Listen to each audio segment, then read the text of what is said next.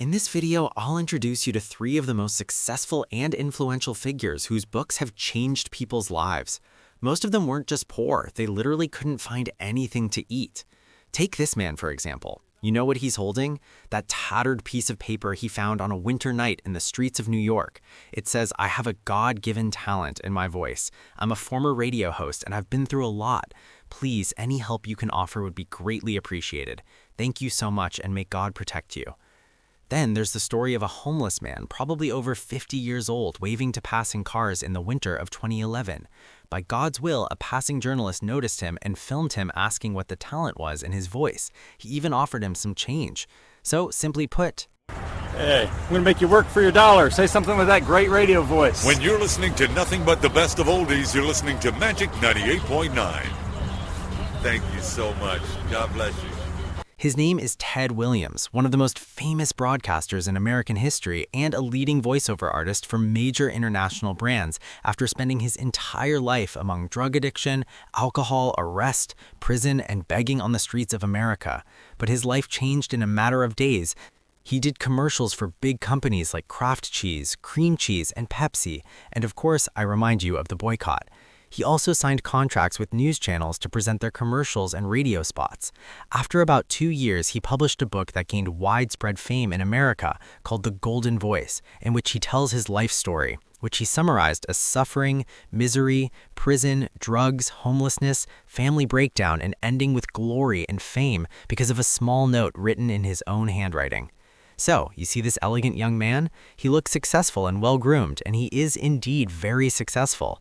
This wasn't the beginning. This is Farrah Gray. His circumstances were very bad when he was only 6 years old, a black child living in housing projects in a very poor neighborhood in Chicago.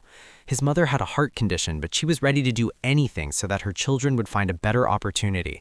Farrah had 3 other siblings, and he was the 4th, so there was practically no way to live a decent life with all these chaotic circumstances. At such a young age, he saw his mother struggling to pay the living expenses, and with the mindset of a child, he didn't know how to help her. He says he went down to the street and started collecting rocks, painting them, and knocking on doors, asking people to buy them. They'd say, "What's this, son? You're collecting rocks from the street and trying to sell them to me?" He'd reply, "No, there's a difference now. This is a piece of art to decorate your home with." With his words and his insistence on helping his mother, and of course with people's sympathy for a child who argued, interacted, and acted so aggressively, he started selling. He began with simple household items and then skin creams, buying them wholesale for about $1.50 each and distributing them to neighbors and residents of the area. Farrah was very good at speaking. He had a sweet tongue and knew how to embellish his words. He had an incredible ability to persuade customers to buy from him quickly, and they were always very happy. He was a polite little boy who spoke in a very respectful manner. After 3 years of street vending, at the age of 9, his mother decided they would move to another city, Las Vegas. She was trying to bring them to a community where he would have better opportunities. Farrah continued with his small projects until he started to gain recognition and fame. Then, by God's will, the Backstage Live program featured him as an inspiring and unusual story. His appearance on the show immediately captured the attention of most Americans. The episode's impact was so great that he received an offer to work as a co-host on the youth talk show, which has 12 million viewers. Through this program, he was able to raise a good amount of money and utilize his other skill. He was an excellent cook to start a food business in New York called Farrah Foods. He reached his first $1 million at the age of 14. Okay, have you ever seen this guy? If you haven't, that's okay, but you've definitely heard of his brand.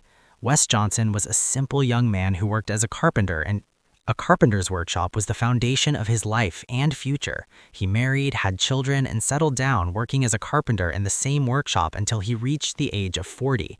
Then his manager simply told him to fire him and find another job, even though this was the only trade he knew since he started working there.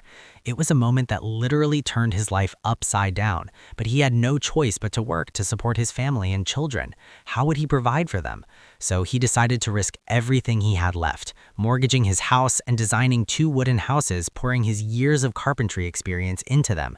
He had to do this despite it being the biggest risk of his life, and failure would threaten everything.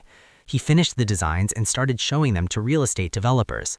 a miracle happened. He sold the houses, redeemed his mortgage, and most importantly, regained his self-confidence after the developers were so impressed with the houses. From then on, he was inundated with offers to design more houses. 5 years later, he managed to amass a millionaire fortune from his carpentry business, these wooden houses. And of course, the story doesn't end there. On the contrary, it begins here. Wilson met a friend at lunch named Cummins Wilson. Wilson had just returned from vacation and had been staying at a hotel with his family. He didn't like the accommodation at all, even though it was a bit overpriced. He was looking for a cheap hotel with all the luxuries of the best hotels, and of course he couldn't find one. He thought surely everyone in the middle class like me has the same problem. He came back with all the modifications he thought would revolutionize the hotel industry.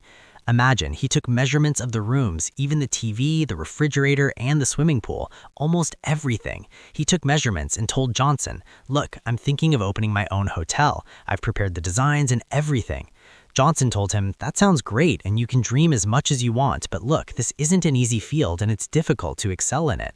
He replied, "On the contrary, there are many problems we can solve and succeed in. We'll build small motels with all the luxuries of the best hotels at reasonable prices, and also any child under 12 will stay free with their parents. I also discovered a problem with hotel locations, and I have a simple solution. Since we're going to build motels that aren't very expensive, I'll build them on highways. The location isn't expensive, but the service is like that of the best hotels. The most important part in the plan is that the cost per night is only $4 to $6. He told him, "I'm not dreaming, and I want you to be my partner in this project because of Johnson's experience in real estate and his current connections. He can help me achieve this revolutionary idea." And indeed, he and his partner founded one of the largest hotel chains, Holiday Inn, which has branches in almost every country in the world. Imagine, Johnson says, "If only I knew where my manager is now, I would go and thank him and present him with bouquets of flowers for firing me back in the 40s.